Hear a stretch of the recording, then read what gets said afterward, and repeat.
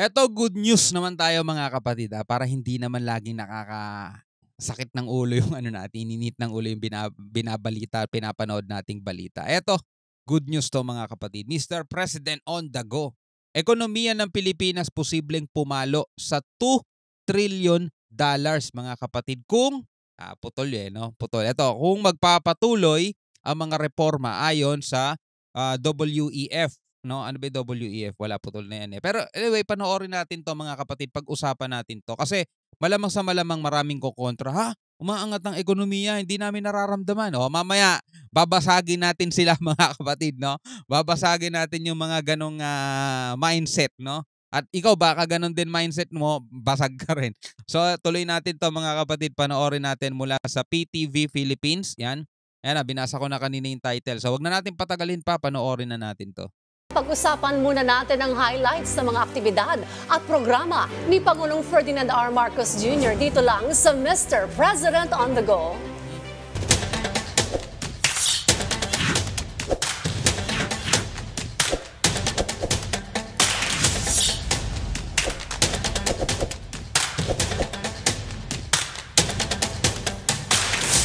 Okay, disclaimer lang mga kapatid, hindi tayo pro BBM o hindi tayo pro PBBM. Kung sakasakaling meron siyang gawin o meron siyang desisyon na sa tingin ko ay sablay, ay bibigyan natin ng reaction yun. Pero kung meron naman siya mga hakbang na ginagawa na sa tingin natin ay approve, katulad ng kanya mga hakbang sa West Philippine Sea, good sa atin yan mga tol. Okay?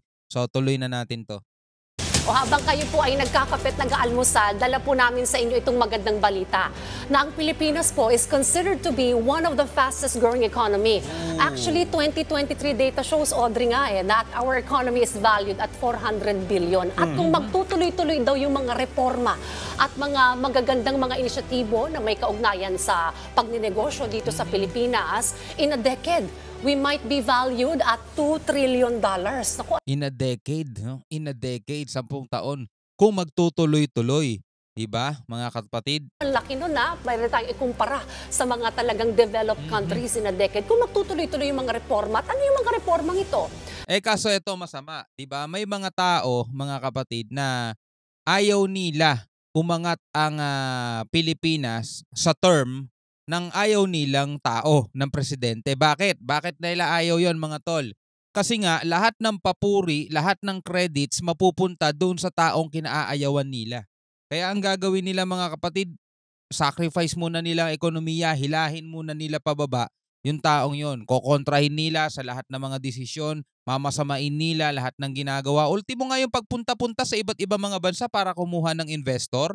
Ultimo yung pakikipag-usap ng presidente sa iba't ibang mga leader para sa alyansa. 'Di ba minamasama nila? Sinasabi nila pasyal-pasyal. O anong nangyayari mga kapatid, 'di ba? Maraming mga Pilipino ngayon ang napapaniwala nila, ang nagsasabi, "Oo nga, puro pasyal-pasyal na si President." Paano tayo aangat ng ganyan kung ang daming pabigat na nanghihila, 'di ba? Tapos magrereklamo sila ngayon, ang hirap ng bansa, ang mahal ng mga bilihin, ang daming problema rito sa Pilipinas. Bakit bakit wala ang presidente sa Pilipinas, ang daming problema rito sa Pilipinas. Anong gagawin ng presidente rito sa Pilipinas? Tutunganga, 'di ba? Kaya nga pumupunta ng iba't ibang mga bansa para makakuha ng investor, para makakuha ng maraming magnenegosyo at mamumuhunan dito sa Pilipinas, 'di ba? Hindi nila naiintindihan 'yon mga kapatid kasi nga ayaw nilang makredits doon sa taong 'yon yung pag-angat ng bansa, kaya gagawa sila ng paraan para hilahin pababa 'yon mga tol. Alam ninyo dapat 'yun, napapansin na ninyo dapat 'yun. Nandyan syempre yung ease of doing business, yung economic tsatsa. Importante nga yun, pag nilift mo yung mga restrictions pagdating sa foreign ownership, syempre nandyan din yung upskill. 'Di ba? Isa pa 'yun sa problema, yung mga foreign ownership. Kaya daw ang hirap pumasok ng mga investor dito sa Pilipinas kasi mamumuhunan sila. Pero magkano lang yung porsyento na pwedeng mapunta sa kanila mga kapatid? Mas malaki ang kikitain ng Pilipinas. Laway lang ang puhunan, yung iba mamumuhunan talaga magpapasok. 'Yun yung gusto nilang bigyan ng reforma para mas maraming investor ang pumasok sa atin. Aayusin ngayon nila 'yon. Yung sa mga foreign ownership na yan. Kasi gano'n na nangyayari sa ibang mga bansa, mga kapatid. Tingnan nyo sa Dubai. 'Di ba? Alamin ninyo kung ano kalakalan sa kanila, 'di ba? Pag nilift mo yung mga restrictions pagdating sa foreign ownership, syempre nandyan din yung upskilling and reskilling ng ating mga human resources, especially ang laki po ng populasyon ng Pilipinas. Kung ma-upgrade natin yung mga kakayahan ng mga Pilipino, malaking tulong po yan, lalo tigit kapag marami pang mga foreign investments ang pumasok sa Pilipinas, kailangan ng workforce. At yun nga ilan sa mga napag-usapan sa nangyaring World Economic Forum, yung particular po yung roundtable dito po sa Malacanang. Kaya nga, para po sa kalaman ng ating mga kababayan, ang World Economic Forum ay ang unang high-level forum na ginawa sa Asia-Pacific region pagkatapos ng pandemya na dinaluhan ng economic team ng ating Pangulo at ni WEF President Borge Brende at ilang pang international business leaders. Ang Pilipinas ang naging host ng 23rd WEF sa East Asia kung saan nasentro yung talakayan sa mga binanggit mo dayan. Ito yung lumalago at potensyal ng bansa natin bilang pinakamalakas na performing economy sa Southeast Asia. Sa press conference, mismong si World Economic Forum President Borge Brende na yung nagsabi na yung paglahok ng ating Pangulong Ferdinand R. Marcos Jr. sa World Economic Forum sa Switzerland noong nakaraang taon, January, yung lumikha ng mga pagkakataon para sa mga kumpanya sa ibang bansa na magpakita sila ng interes na posible silang maglagak dito ng pamumuhunan sa Pilipinas. Isa sa dahilan po ng positibong pananaw sa bansa natin ay dahil po matatag at maayos yung ating patakaran sa pananalapi at gayon din sa seryosong hakbang ng Pangulong Ferdinand R. Marcos Jr. at ng kanyang gabinete na linisin o alisin itong red tape. Ito pinaka-importante, no? Dahil bagamat pumupunta yung ating Pangulo sa ibang bansa para maghikayat ng investor, ang problema kapag pumunta na sa Pilipinas, tapos makikita nilang mahirap magbukas ng negosyo dito, Ma-off sila. Matuturn off sila. So, importante na bukod sa paghihikayat, tinututukan din ng ating gobyerno yung pag-alis sa red tape. At isa sa Saka, di ba, korupsyon mga kapatid, no? Etong administrasyon mga kapatid ngayon, hindi pa rin ligtas, no, pagdating sa korupsyon. Marami pa rin mga tol kasi hindi naman siya Diyos. Hindi niya nakikita lahat. Hindi yan sakop ng pananaw niya mga kapatid. Meron dyan magkakakuntsaba pa, nagtatakipan sa bawat isa, di ba? O paano mo ngayon mapupuna yun, di ba? Paano mo ngayon napakaraming problema ng bansa. Kaya nga ang kailangan ng bawat isa sa atin magkaisa. Di ba? Kung ano man yung ipapatupad, o bagong gustong gawin ng panibagong administrasyon, mga tol, pagbabago, sabihin nating pagbabago, bakit di natin bigyan ng chance? Hindi yung tipong kumukontra agad. Kaya nga walang nagbago sa Pilipinas kasi kung ano yung ginawa nung nakaraan, ganun ulit yung gagawin ng panibago kasi kapag gagawa ng bago, kukontrahin agad ng mga ayaw, di ba? Kukontrahin agad. So, paano magkakaroon ng pagbabago kung inuumpisahan pa lang magreforma, kinokontra na agad, di ba? Tulad nga nung sinabi kanina niya, maghihikayat ng investor, pagdating naman sa Pilipinas, nakita niya yung sitwasyon, nakita nila yung sistema, off ka agad. Diba? Ikaw, willing ka bang mamuhunan ng bilyon-bilyon o milyon-milyon? Tapos konti lang ang porsyento na pag may maaari mo, dapat ang mas malaking porsyento pag may maaari ng bansang 'yon. Ikaw atras ka. Teka, ako maglalabas ng lahat ng napakaraming pera tapos konti lang sa akin, di ba? Ganon, yun lang sa mga problema. Ang mahal pa ng kuryente rito. Di ba? Sa mga inisyatibo at reformang na talagang tinututukan po ng ating gobyerno, yung digitalization. Nabanggit nga niya dun sa naganap na roundtable discussion dyan po sa World Economic Forum, na yung private sector, syempre by necessity, kailangan talaga mag-digitalize. Kaso ang nakikita nating problema at pagsubok ngayon, yung government parang they have taken a backseat, na parang kailangan humabol tayo na i-digitalize natin yung mga government processes. Tama. Kapag na-digitalize mo kasi yan, dyan talaga mababawasan yung korupsyon. Kasi kumbaga, konti na lang yung maghahawak ay talagang tao. Kasi kung digitalize yan, mostly computerized, at pag-a-apply mo, online na lang yan, hindi talaga yung makakapangotong. Wala kang space for you na, kumbaga, manguha ng lagay sa mga tao. Kasi digitalized na yung operations. At yan naman ay napapansin na po natin sa iba't ibang mga government organizations na dinigitalize na po ang kanilang operations. Isa pa sa mga kwento ng ating Pangulong Ferdinand R. Marcos Jr., kapag ibinibida niya, parang salesman ng ating Pangulo, mga kababayan, ibinibida ang Pilipinas, ibinibenta ang Pilipinas, ibinibenta sa pamamagitan ng paghihikayat ng mga investors dito. Sa tuwing na pag-uusapan daw, itong ekonomiya ng Pilipinas, ang laging tinatanong, ng mga investor yung workforce natin. Kung paano yung sa standard ng Nakakapantay, nakakapantay sa world standard ngayon dahil syempre kailangan natin ng reskilling at upskilling dahil iba na po ngayon, meron ng digital age, Artificial intelligence. dapat nakakasabay ang workforce ng Pilipinas para naman in demand pa rin po tayo. So patuloy po siyempre ang pagpopromote ng Pilipinas.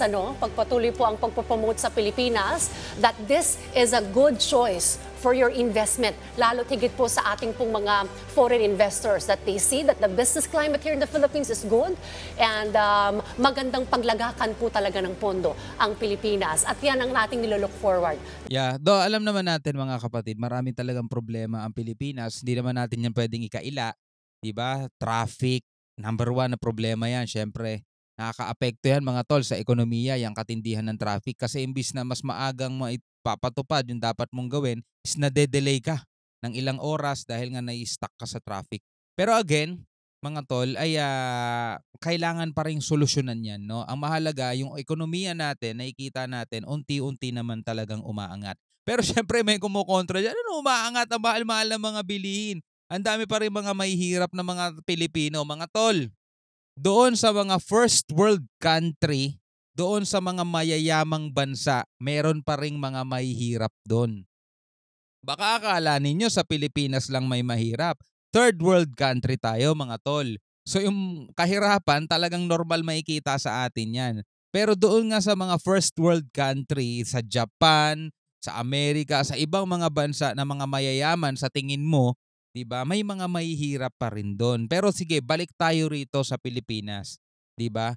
Iisa lang ang presidente ng mga yumaman mula sa mahirap yumaman at saka yung mula sa mahirap pa rin ngayon. Iisa lang ang presidente nila. Iisa lang ang gobyerno. Iisa lang yung bansang ginagalawan nila. Imagine mo, bakit sila nagawa nilang umahon? Bakit ikaw nagrereklamo pa rin ngayon? 'Di ba? Bakit? It's either tamad ka kasi o kaya takot ka gumawa ng mga opportunity na nandiyan na mismo sa harap mo. 'Di ba? Mga tol, nung nagka-pandemya, alam niyo yung mga nagka-pandemya, ang daming nawalan ng trabaho, ang daming nagsarang kumpanya, ang dami, sobra, ang daming bumagsak. Pero doon din sa pagkakataong yan mga kapatid, ang daming sumibol na mga entrepreneur, ang daming sumibol na mga bagong negosyante. Yung mga akala nila dati mahiyain sila at hindi sila marunong magbenta, napakagaling pala nila. 'Di ba? Kinalimutan muna nila yung hiya, 'di ba? Kasi ang kailangan nila dumiskarte. O tingnan mo ngayon, CEO na. Tingnan mo ngayon yung iba, nakapagtayo na ng mga magagandang business. 'Di ba? Kumita na ng milyon sa pag-online selling, 'di ba? Ang daming diskarte kasi talaga na pwede mong gawin. Teka, iba ba presidente nila? Yun pa rin naman eh. 'Di ba? Yung pa rin naman ang presidente nila, Duterte presidente nila no, nagbago presidente nila ngayon. Ang presidente ngayon BBM pero nagagawa pa rin naman nila eh, 'di ba? Kasi hindi sila nakatingin sa gobyerno eh. Nakatingin sila sa sarili nilang ginagawa. Baka ikaw kasi panay reklamo ka lang. Panay reklamo lang kasi ginagawa mo. Diba? Kung sasabihin mo, wala namang nangyayari sa ekonomiya ng Pilipinas, dami pa rin mahihirap. Punta ka doon sa mga mayayamang bansa, tignan mo kung walang mahirap.